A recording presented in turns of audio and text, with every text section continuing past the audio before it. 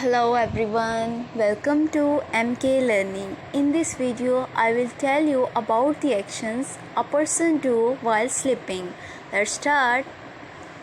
We will talk about a person who walk while sleeping, and we will talk about a person who talk while sleeping and a person who make breathing sounds while sleeping. Let's start the video. When a person walk while sleeping, we will say to him somnambulism. Somnambulism.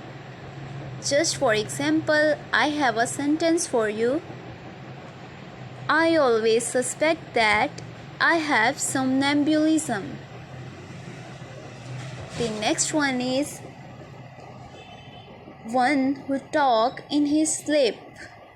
We say to him somniloquist.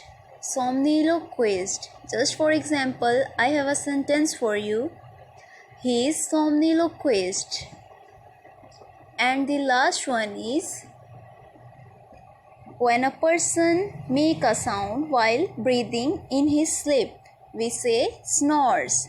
Just for example, I have a sentence for you. He was snoring loudly. If you like this video, don't forget to like and subscribe my YouTube channel.